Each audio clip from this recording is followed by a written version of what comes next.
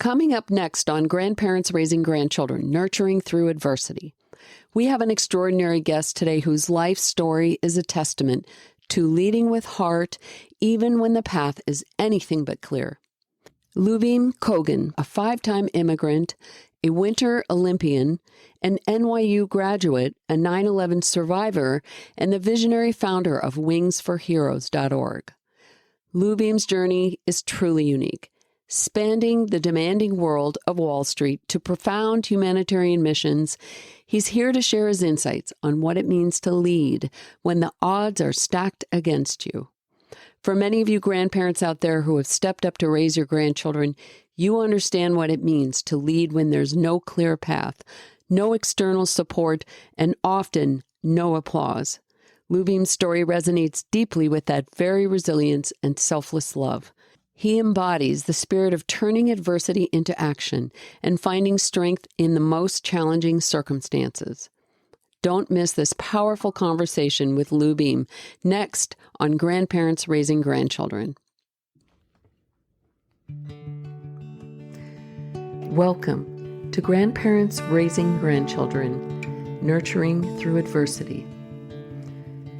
In this podcast, we will delve deep into the challenges and triumphs of grandparents raising grandchildren.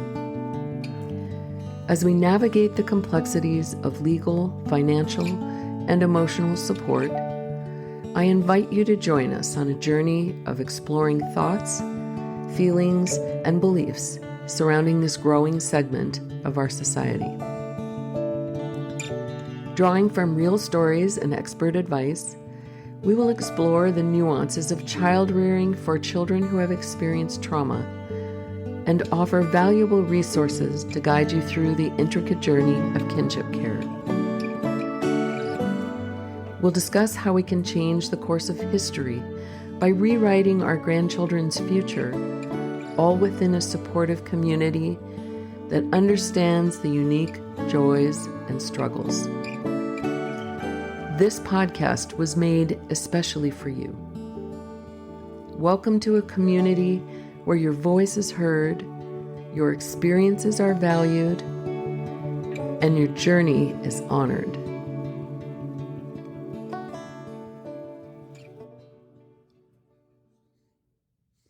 You've just been thrust into the world of raising one or more of your grandchildren. It's a thankless job much of the time. You gave up your retirement. There's no manual for how to take care of these kids that have suddenly lost their parents, or maybe they've been emotionally or physically abused. You thought they'd be grateful, but instead they're angry, defiant, argumentative, or maybe they're struggling with emotional disorders that you don't even understand. You're feeling old and tired, guilty that you can't give them everything they need or everything they want. Friends don't want to hear your story. There's no team cheering you on. In fact, your own children have shied away from you, or even worse, walked away from their own kids. I know your story because that's how I felt 3.5 years ago. That's what happened to me until I hit my wall and decided to push through that wall. It was the first of many. I hope you'll listen to this upcoming episode because it may be just what you need to hear to give you the encouragement that you or someone you love needs to hear today. And if you think your life is hard, there's always someone out there whose story is worse than yours. Stay tuned. I'm with Lyubim Kogan, speaking today about a topic that I think is very important, not only to grandparents raising grandchildren, but to the world in general, because sometimes we have to step up and be leaders when there's no one to thank you. There's no source of known money in sight to do what you need to do to make changes happen. And Lyubim, you know all about that with your life and the experiences you've had and what you're doing now with Wings for Heroes. How to lead when there's no system, no money, and no applause. Laura, I think I wanted to ask for your permission just to give a little bit of an introduction why I wanted to be on your show. My mom was killed when I was 1, and my grandparents raised me. So when I saw that show, I was like, I really want to come on and I really want to talk to you. And I really want to share with grandparents what you may never hear from the grandkids that you're raising, just because statistically, by the time they get in their 40s and 50s, you may not be around to get the thank you that you didn't hear enough when they were little. And I was a super hyperactive child. Not having parents around, I expressed my hurt out. That my understanding is that some kids, they close up and they internalize everything. And I was one of those who let everything out. And you get labeled right away. Now they categorize you and try to put you on drugs. But, I was born in the former Soviet Union, and I grew up in a really controlling and totalitarian system. So not complying had dire consequences. And I remember my grandmother having to go to school to pick me up like all the time, because I was having issues with the system. Like, later you realize after you grow up that it was something, when a child cannot express a lot of things. And, we as adults, we have a lot of issues expressing our feelings and thoughts. So when you have little ones that are your grandkids and, you're raising them probably because something happened to their parents, and whether they're alive or not, it really, I don't know if it makes a difference or not, but, you are filling that important role. And I also understand that you're doing it at the point in your lifetime when it's supposed to be all about you. And seeing grandkids is like birthdays, holidays, just these limited events where you can give them all your energy and you can spoil them, and then they go home with their parents or your kids or, in-laws. And that's the normal flow of life. So one of the things that is important to really realize is that your life had been disrupted. And when you're going through a flow in life that I don't want to say that it's normal. I think it's really normal for you because for some reason, the universe decided that you are capable of doing it and you were given that grandchild. It's not somebody else. I think you mentioned that the number is close to 3 million grandparents in the States that are raising. So, it's a really huge number if you think about how many households, but like percentage wise, it's really small. So one of the things that I really wanted to share with you is that me growing up with my grandmother who took me everywhere, I always felt as an outcast, and I always felt like I didn't belong anywhere because first day of school, everybody comes dressed and with flowers, and they bring like gifts for teachers, and they have both parents. It's very rare, like when I was growing up, and I think now both parents try to go to this first day. And I really remember that there was like one of my worst days in my entire life was September 1st. So let's say it was 1982 when I went to school. I hated that day. Like my grandmother brought me to school, and I remember everybody was like dressed a lot better. It was like a big celebration for them, and they all have parents, and like I don't have my parents, okay? So, I really felt as an outcast, but as I go through life and I grow up, I really remember that image, like that my grandmother, she was always like her, even after she passed away, that silhouette, that image of somebody being there all the time, it remains probably with me till right now. And I called my grandmother mom. So to me, the relationship was really special, and her end of life was really difficult because my grandfather was hit by a motorcycle. And he had it was really massive injuries that the doctors could not do anything. And they basically sent him home to die.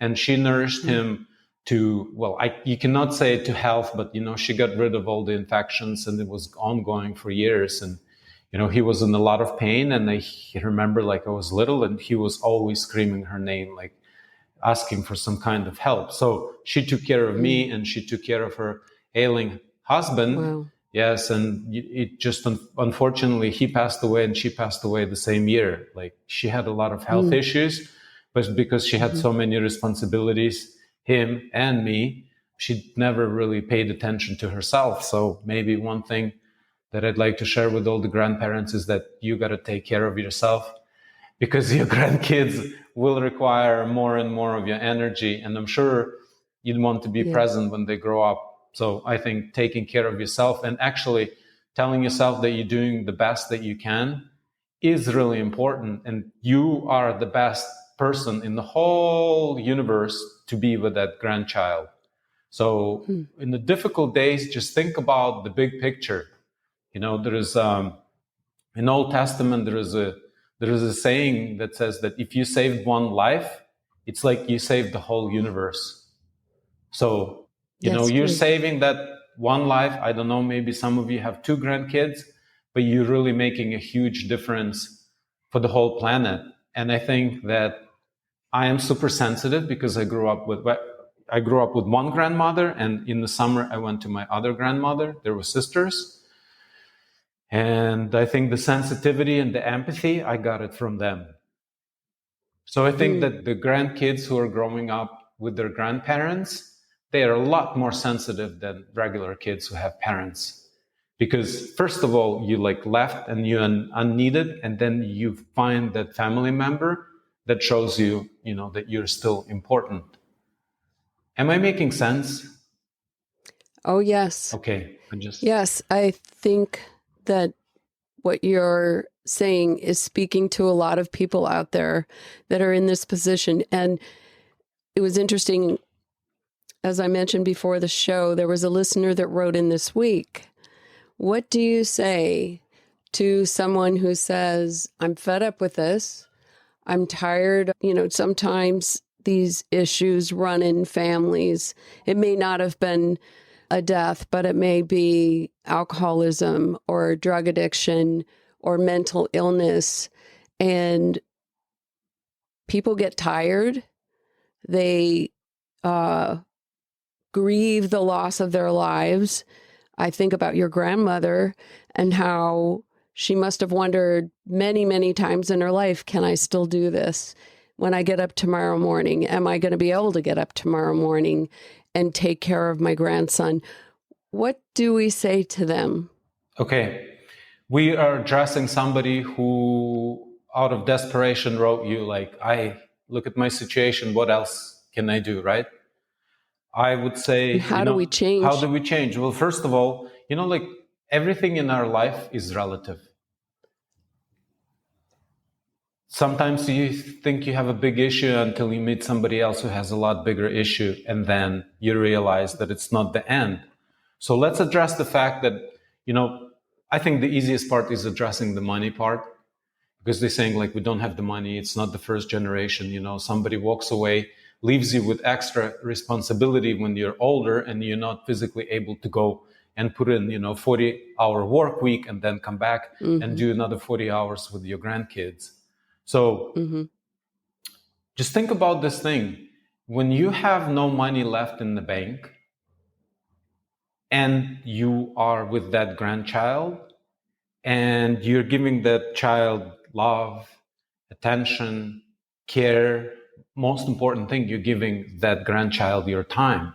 And we will all die at some point in time and we can never get it back. So once you realize that even though you have zero money in your bank and you still have something to give, that's the real wealth. That's somebody that no one can take it away from you. I understand that nobody wants to go through difficult times, that money buys you comfort and allows you things. However, I don't know, Laura, if you would agree, if you think back in your lifetime, I've been doing podcasts, so I'm being asked this question, and I had to think back when I was the happiest and when I was the least happiest. And it so happened that my happiest moment came from the time when I was homeless and I didn't know where we would go the next night. I started my business. It was Christmas of 2004.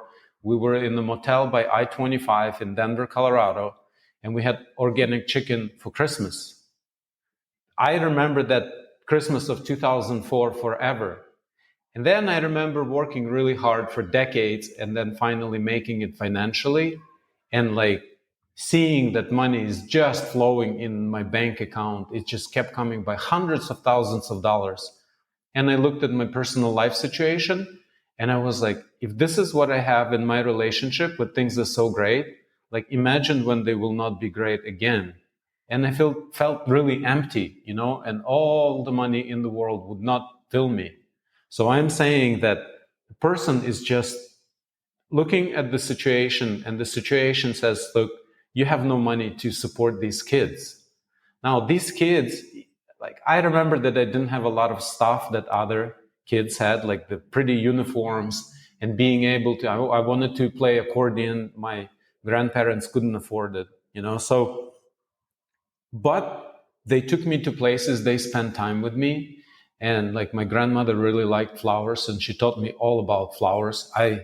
I'm not big into flowers now, but when I was little, I was really curious about them. We spend a lot of times looking at nature.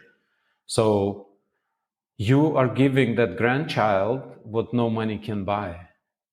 And if you had, if you had $1 million in the bank, and you would still have that 24 hours a day or however many hours you have while you awake to spend with that little person, and that little person will grow up in a big person, and that big person will remember and they will act out just how you were treating them. Now, so this is the financial Time part is that's valuable. saying, so financial part is, I think it's the easiest part to deal with, just knowing that I don't have any money, but I can still give so much. And that's where your wealth is. And the second thing is, you asked, that person mentioned generation after generation doing the same thing, right? It's saying, so we have some issues, addictions, and then we have a person who has an addiction is a sick person, and that person is not acting normally. And a lot of that is done out of pain and hurt. So when somebody leaves her or his own child, we know that that person is in so much pain that we probably don't want that person around the child. And if you look at the universe, that universe is moving a toxic person out of a life of a little human being, and it's placing a grandparents. And grandparents are older, mature, more patient. Even though you don't have that much energy, physical energy, but you have so much life experience, and you know how to stay silent and not to lash back immediately. Like when we're younger, we're very reactionary, and then with age, we mature and we kind of create that bumper.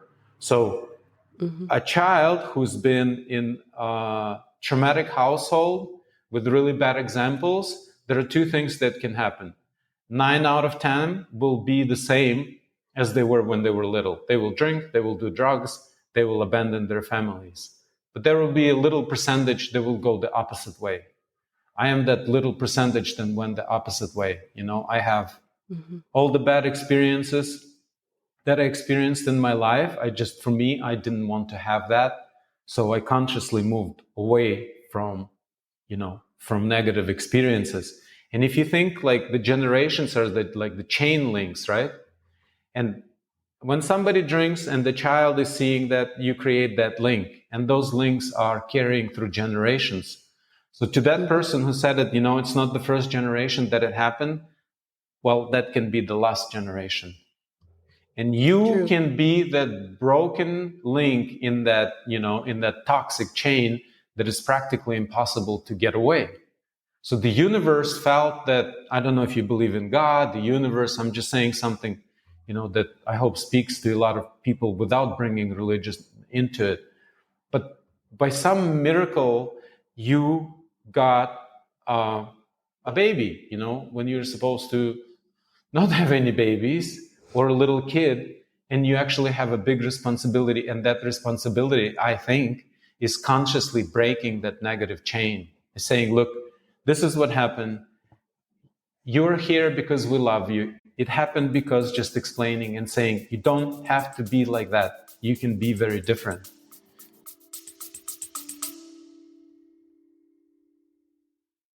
I recently received an email from a listener named Laurel.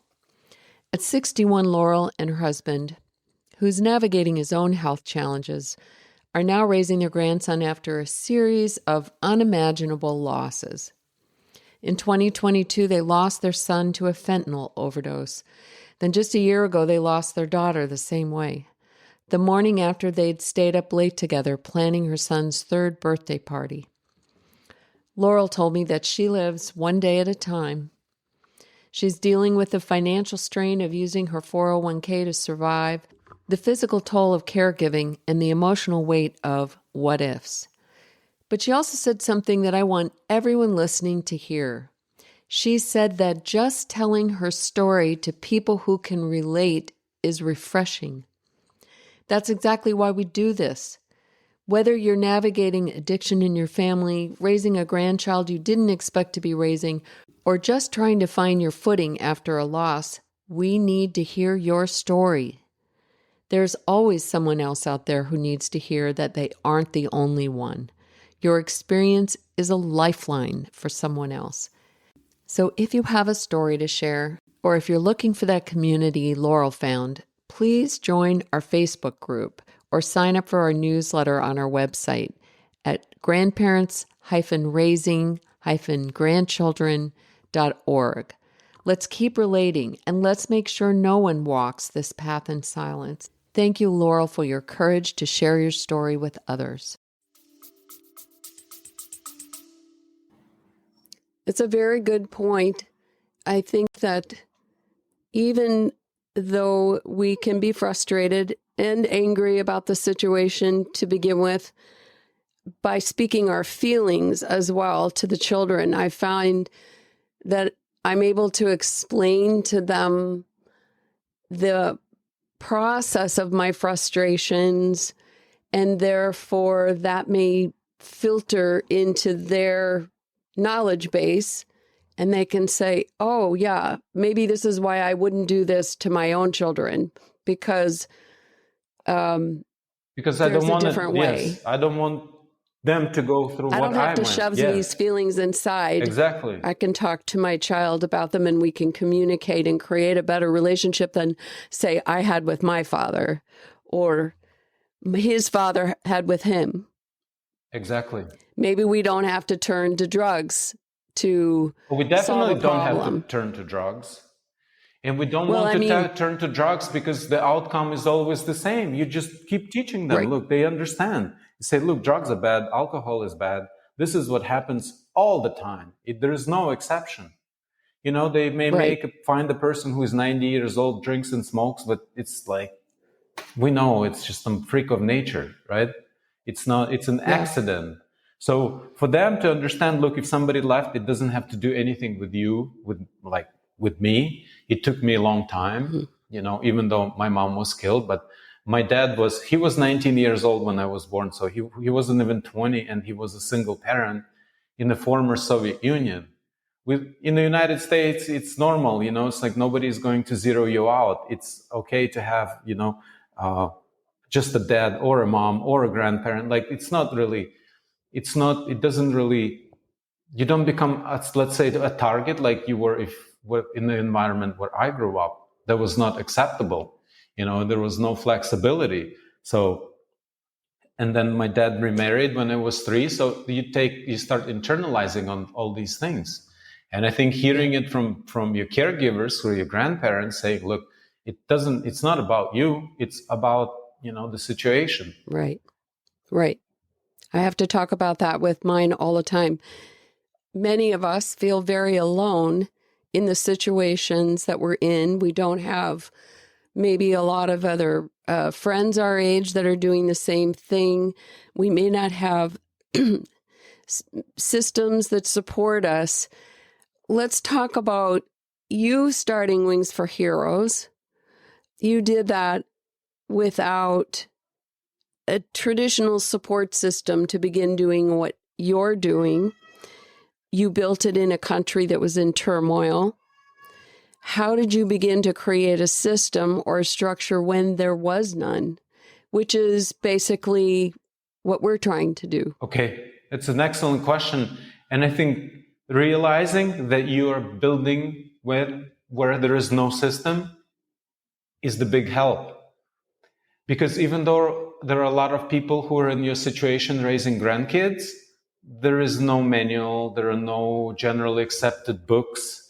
Like we are learning about psychology now, and like an average person has some basic understanding. Like we know there is a conscious mind, and we know there is a subconscious mind, and we know that subconscious mind is running the show, right?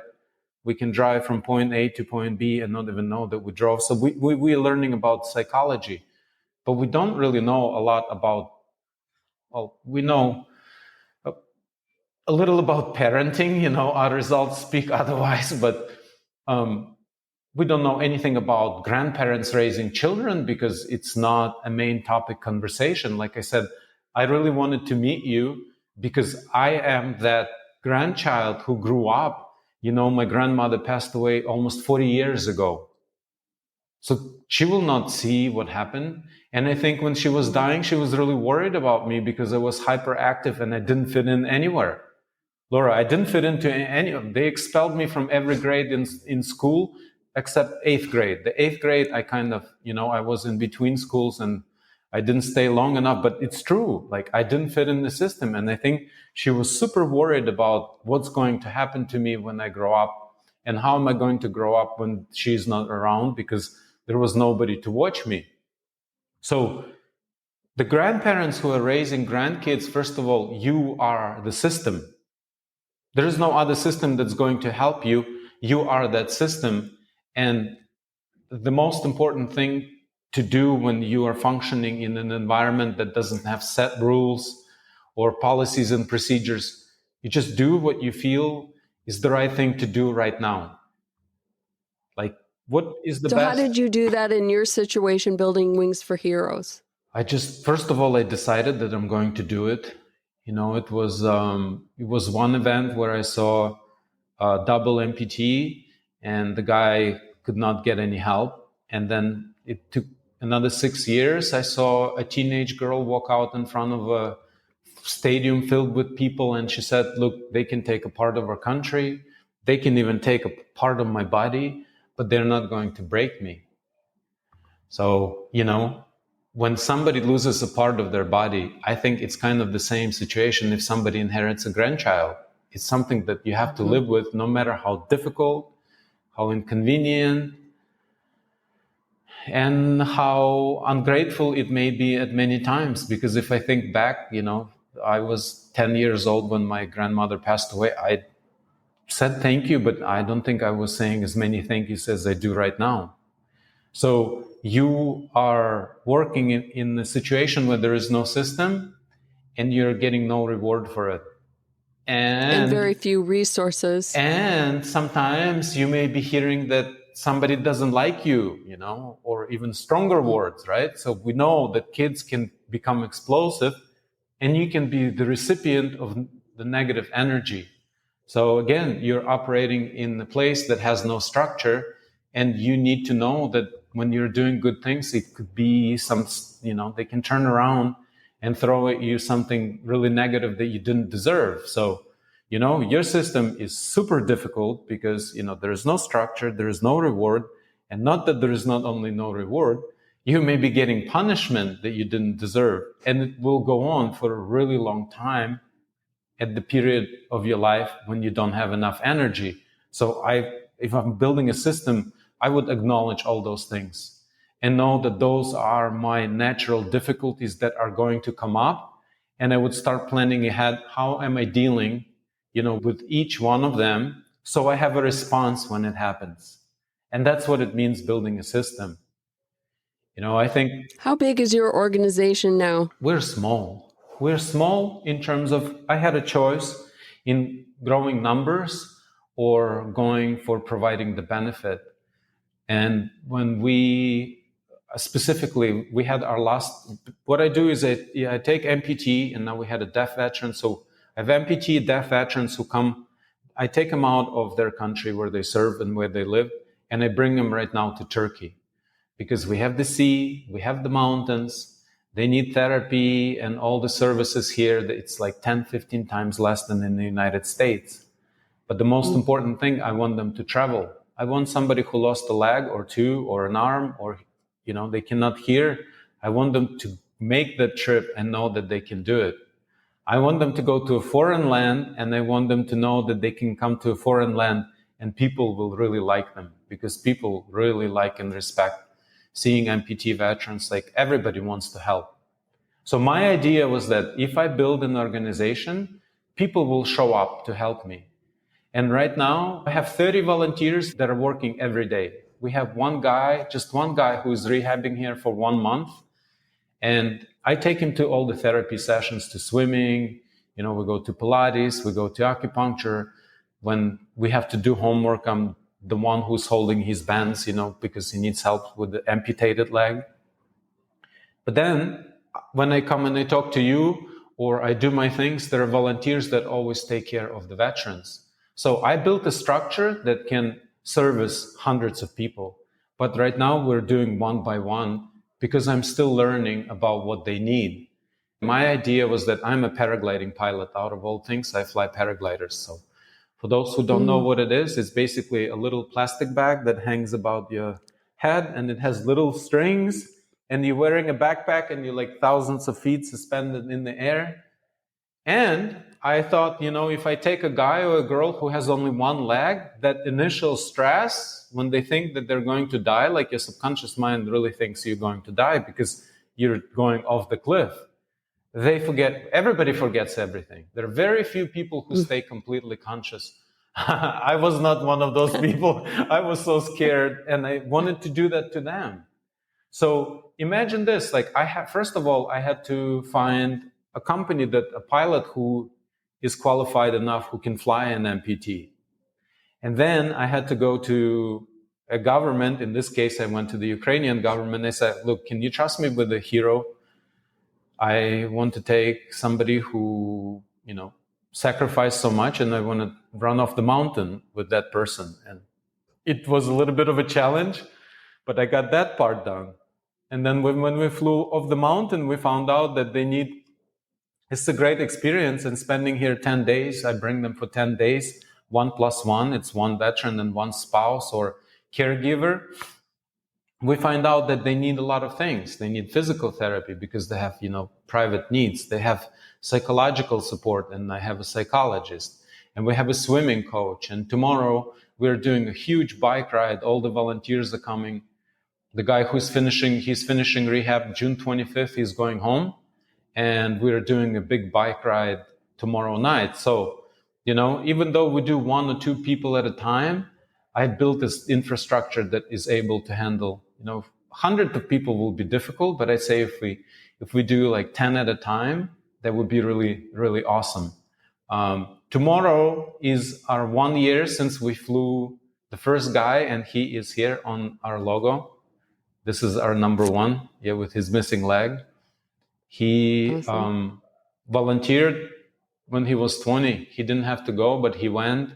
And for 5 months, he's been asking that he didn't want to fly the drones. He wanted to be in assault brigade. And after 5 months, he transferred into assault brigade. Now he's rehabbing his only leg. So, Wow. that's And what does he say about what this has done for him? He is doing things every day that amazes everyone. Like, I used to get calls from volunteers and saying, hey, he's going to the fruit market by himself, or we see him on the other side of the castle, because we have a big castle and we live on the west side, and to go to the east side, it's a mountain, it's like 1,000-foot mountain that goes a few thousand feet into the sea. But he starts venturing out, and he knows how to use the translator. He's completely independent, Laura. He's not saying much because he's working hard. He's been here for 1 month. He didn't have one beer. He is just going, he's rehabbing his leg. And 2 weeks ago, he had an interview to get a super bionic. His amputation is above the knee, so he doesn't have the knee joint. And it makes a huge difference. But they have these super expensive prosthetic legs.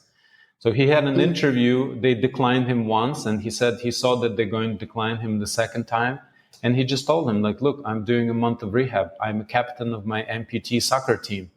I am 23 years old, and I only have one leg, and I want to live a little more. And he went until they said, okay, you can have it. It's a $75,000 leg. It's a $75,000 bionic leg with the knee. And, that was one of the And he found a way to get it. He's getting it. He got approved. So he's finishing here. Wow. He's going back home, and he's going right into his prosthetic center. And he's getting a new leg that he can run. He can jump up and down on both legs. It will be amazing. So they're not saying much. They're just moving so fast that everybody, all the specialists, all the coaches, they're like, we didn't expect that. We didn't expect such a big progress.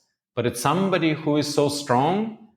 They're super strong because they sacrificed a part of their body, and they show that internal strength that people around, they inspire everybody. Everyone is inspired. So, Lyubim, something that I've learned in this process, because it was so hard, it reminds me of losing a limb, although I can't imagine what that's actually like. This is different, of course, but I felt like I'd lost my life. Yeah. And I came up against walls. And my belief is that when we hit a wall, we can be angry, we can be frustrated. There's lots of emotions that come up. We want to quit. We think we're not good enough. We think we can't do it. And when I see a wall, I see it as an opportunity. When you start walking through those walls, and I believe there's always a positive side to getting through that wall. There's seemingly impossible situations. I don't believe there's ever one that doesn't offer a valuable lesson.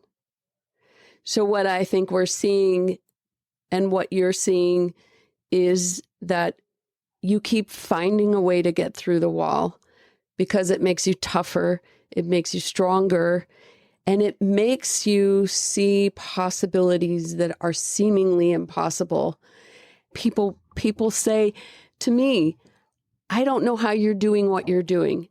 I can say that about this 20-year-old man that you speak about. People are blown away when they see them accomplish these seemingly impossible things. And they say, I don't know how you're doing what you're doing. That's inspiration and encouragement in both of the work that we're doing. Yes. Yes. Laura, I wanted to ask you your personal experience. How many grandkids are you looking after? Two. They came to me when they were 3 and 6. They were completely broken, abused, starving, neglected, no boundaries, like little wild animals. I thought that if I just took them into my home, a nice, warm, safe place, gave them home-cooked food, that they would just immediately be grateful. And what I didn't understand was that it was a very hard process. And it's taken years just for them to feel safe. And once they feel safe, then it changes the body mechanically, which, if people are going to jump off a cliff and they have only one leg or one arm or whatever, they're not going to feel safe. They think they're going to die. This is going to kill them. Yeah. I thought it was going to kill me. Yeah. I thought my marriage was going to fall apart. And what it did was miracles all the way around. My marriage, amazing things in my marriage, amazing things for me personally. I understood that my fears were nothing more than that. And I always say, and I do have faith stronger than I did before, that fear is not of God. Exactly. Fear is fear. I mean, there's justifiable fear, and we should be safe, and there's reasons not to do certain things, but there's fear in the unknown that we have to overcome to do amazing things. And I think human beings are capable of doing amazing things. And probably what my listener was expressing to me was a lot of fear. When there's a lot of fear and a lot of anger, there's a big wall to go through. And that's something that you went through. And now you're on the other side sharing with people. So we accepted that there is no system and there is no playbook. Maybe one of the things that grandparents who are at the early stages, the reason they're listening to you is because you've gone through that and you're speaking from the experience. You got a super hard case, right? Neglected, abused, hungry. So basically, like you said, wild animals. And mental illness. There was mother used meth in utero, and so there were brain disorders and stuff. So you got a really heavy case. Now, how many years have you had them for?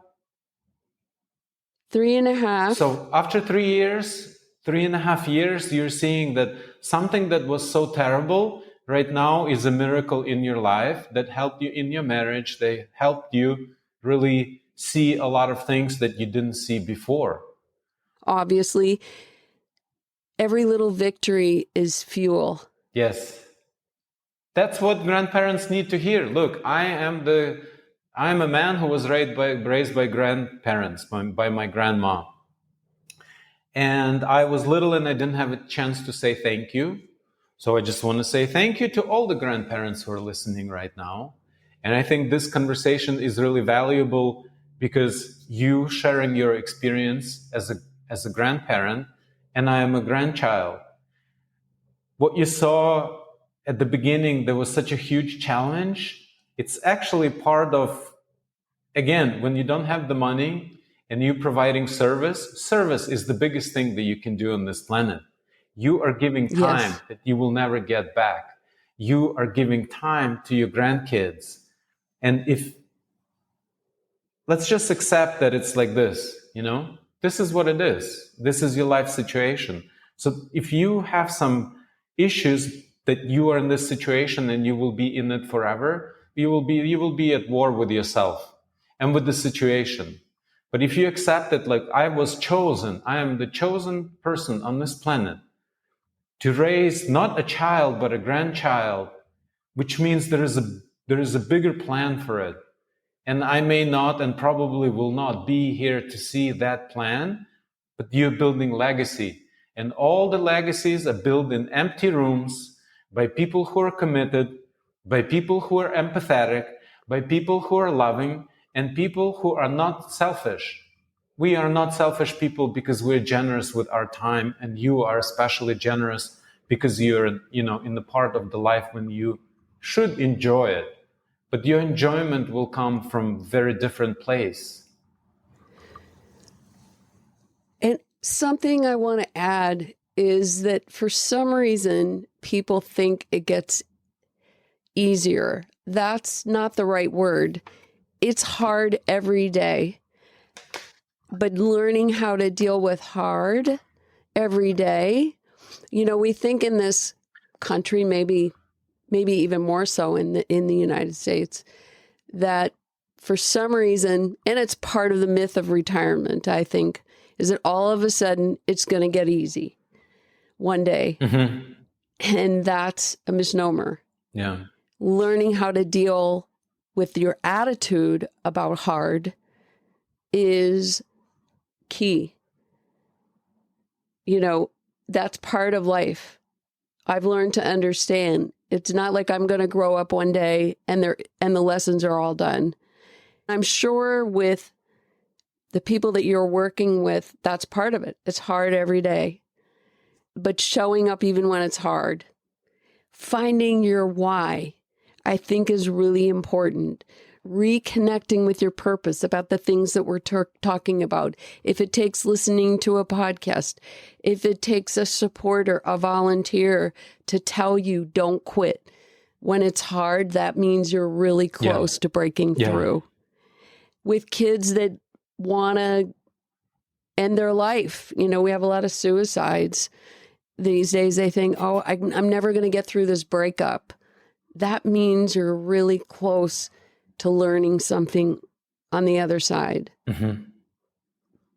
I think that resilience is a superpower. It's a superpower that we all have. And we see it. If you don't experience it in your life, in your own life, just go volunteer for people who are less fortunate. The ones who are sick, soup kitchens are on Thanksgiving. First I thought what's the big deal about it? But the big deal with volunteering and providing service to people who are less fortunate than you are, then just by relativity, you get this thought, oh, well, I thought my life was bad, but it's not that bad. So I'm really grateful to where I'm at right now. This is the first place. But I think with grandparents and with grandkids, for some reason, the mismatch in energy is so huge that there has to be a big reason, why that happens like that.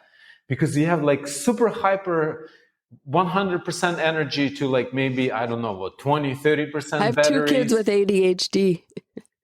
Right? Yeah. Yeah. Well, I think what happens is we think because we're older and because I get tired for some reason, I've got to be like I was when I was 30. Well, I gave up with that after a while and just told the kids, Grandma needs to take a nap. Yes. And you have to behave. And I'm trusting that you're not, we had to take turns for a while, but it's okay to teach children that we're not super mom and super dad. Yes, absolutely.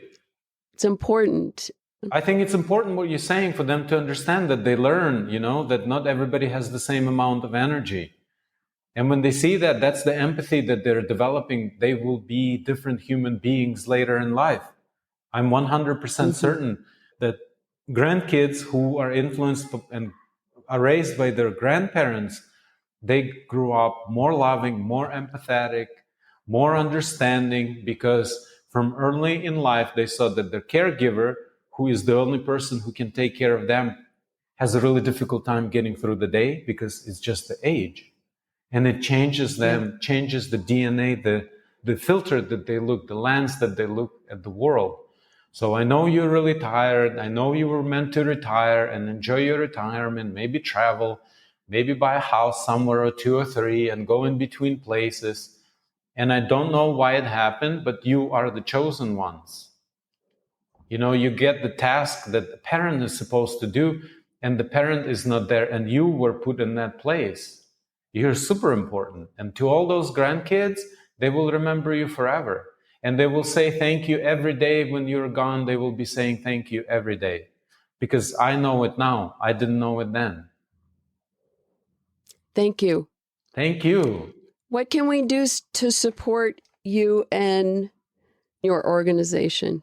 If you go to wingsforheroes.org, everything is out there. I started the mission more than 2 years ago. I am the only person who is running it full time. I have all the professionals I mentioned. I have physical therapists, psychologists, coaches for swimming, for cycling, a ton of volunteers, but I'm the guy who's running the whole thing. I'm organizing, I'm driving, I'm in all the therapies with our veterans. And basically, I try to put that story on our website and just tell, first it was what I am going to do. And then in April, I updated it because a lot of things have been done.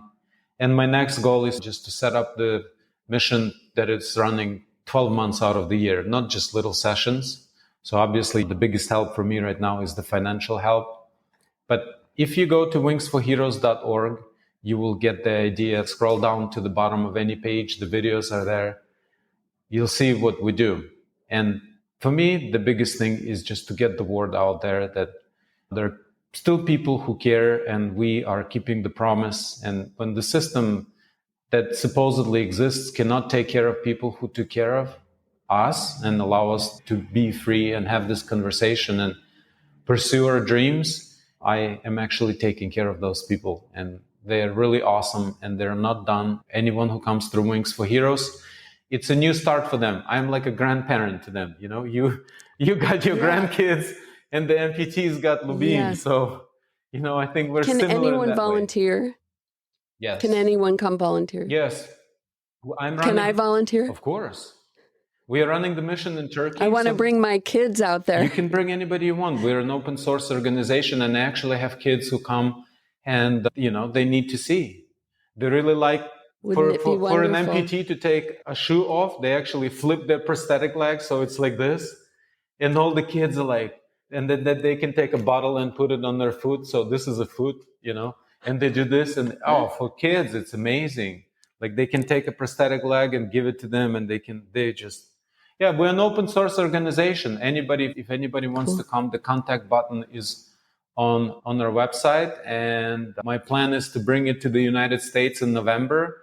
But I'm really liking it here because making that trip is giving somebody who thought that they're done and out because they cannot normally walk, it gives them a lot of power. So wingsforheroes.org contact button, and you will get to me.